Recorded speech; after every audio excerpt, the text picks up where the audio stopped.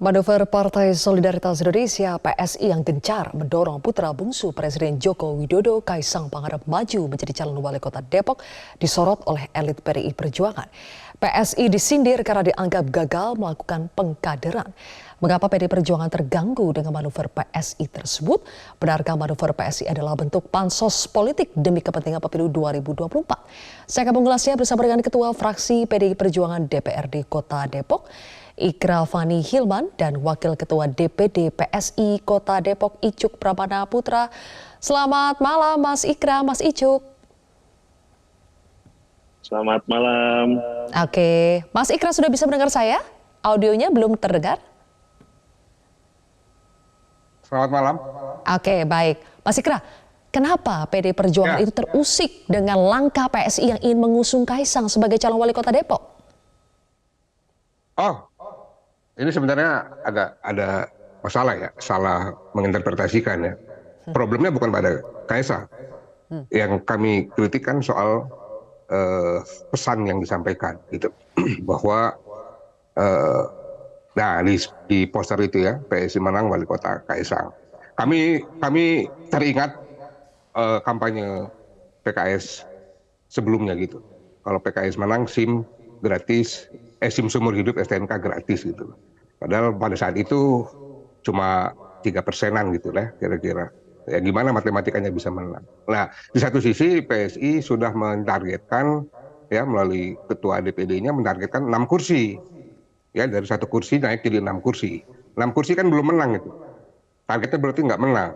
Nah, tapi tetap bicara soal PSI menang, Kaisang wali kota gitu. Sebenarnya pesan itu yang itu yang pertama. Yang kedua, ada yang salah dengan pesan itu, Mas Ikra? Bisa diperjelas apa yang salah dari pesan itu?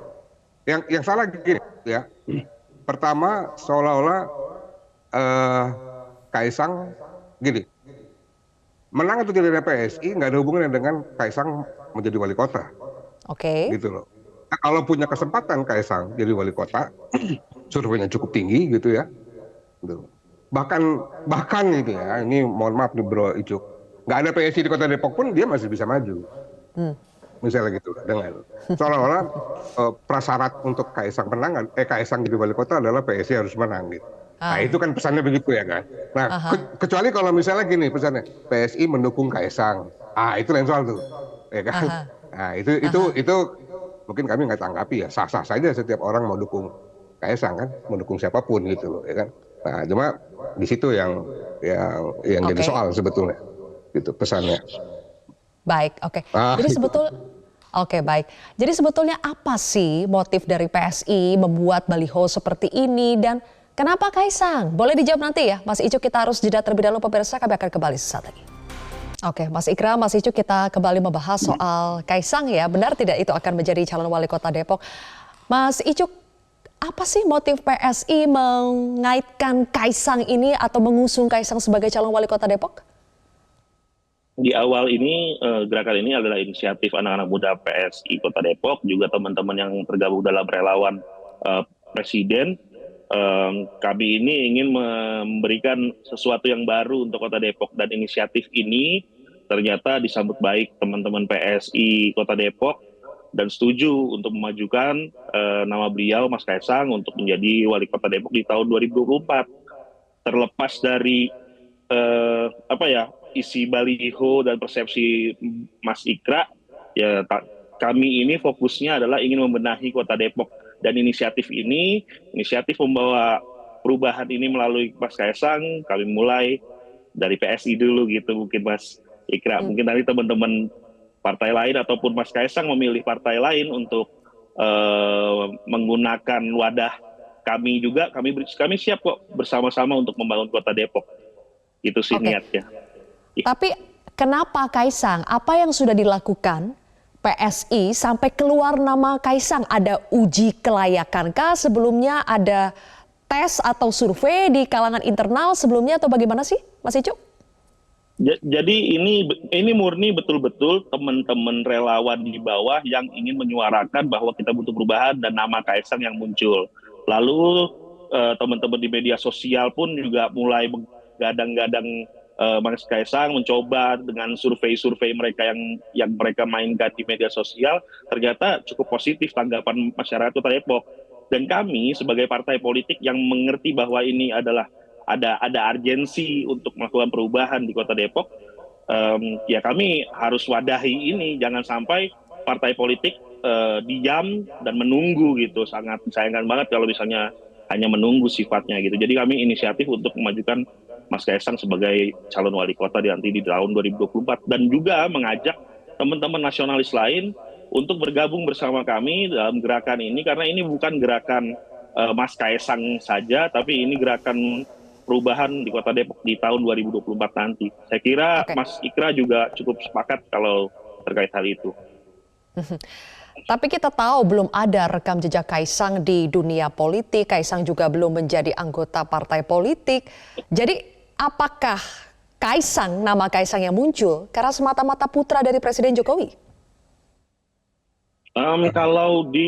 Kalau dinilai seperti itu, kami melihatnya justru pengalaman beliau yang Mas Kaisang dapat melalui mentorship yang dilakukan oleh Bapak Jokowi, Mas Gibran, terus kakak iparnya juga. Saya rasa itu privilege yang cukup bisa kita adu nanti di Pilkada Depok 2024. Saya rasa nggak semua orang ya mendapatkan privilege itu, dan kami rasa itu juga bisa dijadikan keuntungan bagi Mas Kaisang untuk berkontestasi nanti.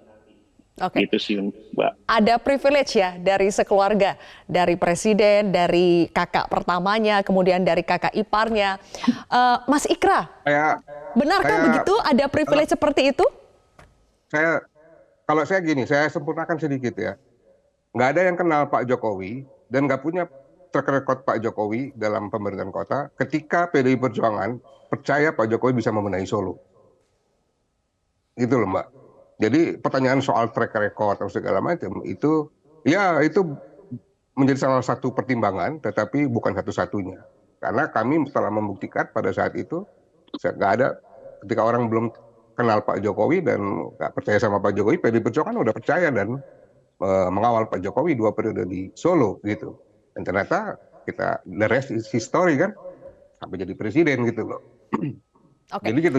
Jadi maksudnya Anda mungkin, sepakat gitu meskipun minim pengalaman atau nol sama sekali pengalaman itu bukan masalah untuk maju atau tidaknya menjadi kepala daerah? Oh ya. Boleh. Oh ya, karena Boleh- ini kan boleh- kepala daerah itu kan soal leadership, Mbak. Gitu loh, leadership, inspirasi gitu loh. Ya, mungkin Boleh kan- izin Mas Kalau Ikra. begitu Juga sebentar sebenarnya ya, teman-teman- sebentar ya Mas Icuk. Kalau saya selesaikan dulu dengan Mas Ikra. Kalau begitu, kalau PDIP setuju dengan PSI dalam konteks siapapun tanpa pengalaman bisa menjadi kepala daerah, PDI Perjuangan sudah akan mengusung Kaisang belum sebelum ini benar-benar diusung oleh PSI nantinya? Oke, begini Mbak. Instruksi kepada kami fokus kepada pemenangan pileg dan pilpres, ya. Kami sekarang 10 kursi, 20% bisa mencalonkan sendiri, gitu ya kan. Nah, maka kami fokus supaya dipertahankan dulu itu 10 kursi, bahkan targetnya 13 kursi, misalnya gitu kan. Karena kalau bisa itu kita capai, maka kalaupun Mas Kaisang kemudian diperintahkan diminta oleh PDI Perjuangan, kami punya keleluasaan karena memenuhi syarat untuk memajukan wali kota. Makanya fokus dulu pemenangan pilpres dan pileg, gitu, Mbak. Oke, kalau fokus belum terpikir berarti untuk mengusung Kaisang ya sebagai calon wali kota Depok? Bukan belum terpikir, tetapi kami belum ada instruksi untuk bicara lebih banyak soal pilkada. Ya. Oke. Bagaimana? Tadi Mas, oke. Baik, Mas Icuk tadi mau menambahkan apa Mas Icuk? Sebenarnya kalau ditanya pengalaman, wali kota Depok yang sekarang dan teman-teman yang memimpin kota Depok sekarang sudah memiliki pengalaman lebih dari 20 tahun.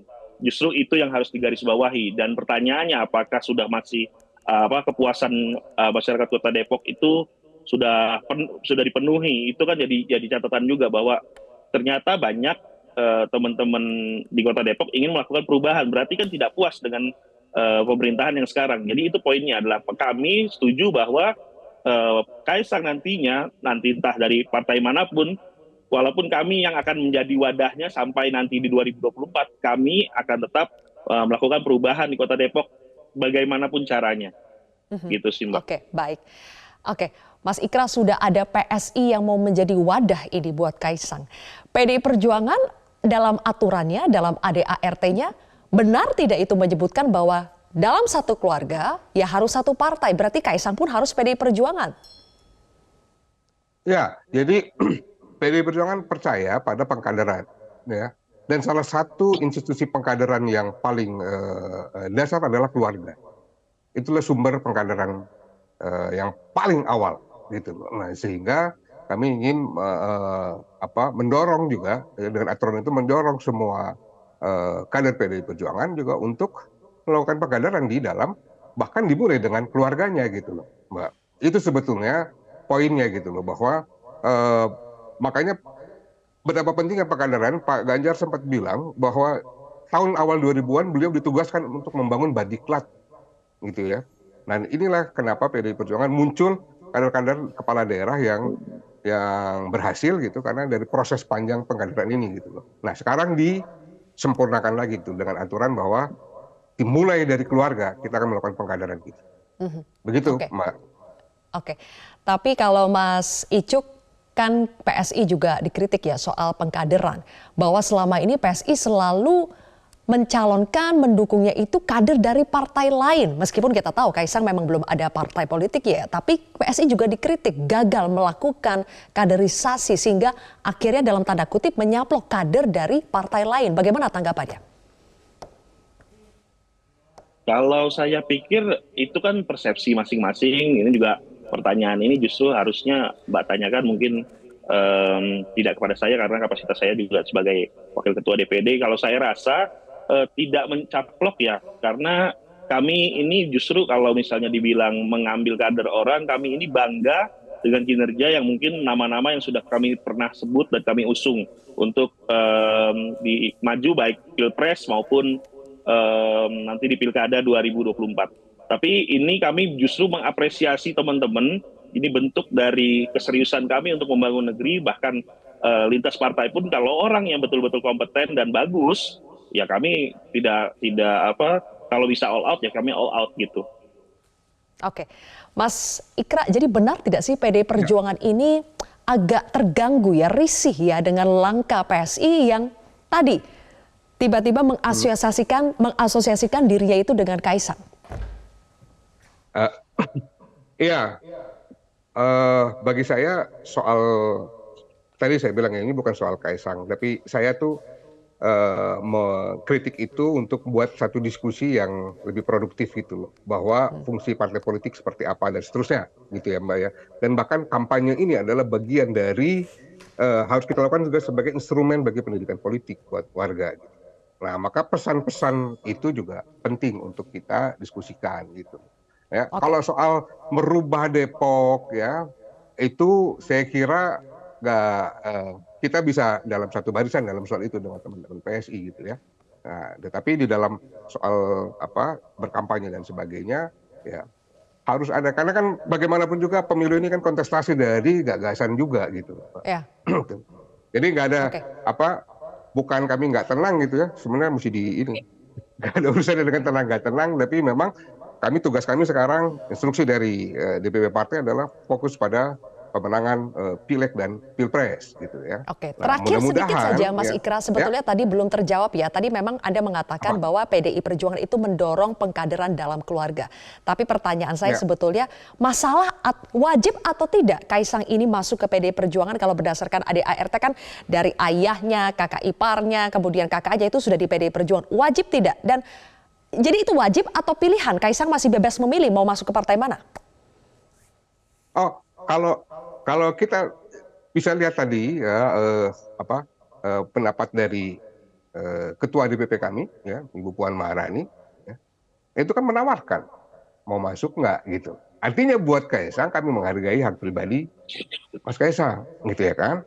Nah tetapi sebagai partai kami akan mendorong dengan aturan ini sebetulnya kita mendorong ya. Bahwa pengkaderan itu dimulai dari keluarga. Ya jangan dong gitu loh.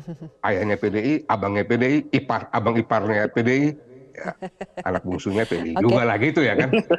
Baiklah kalau begitu. Terima kasih Mas Ikra Fani Hilman dan juga Mas Icuk Pramana Putra sudah bergabung bersama kami di Prime Time News hari ini.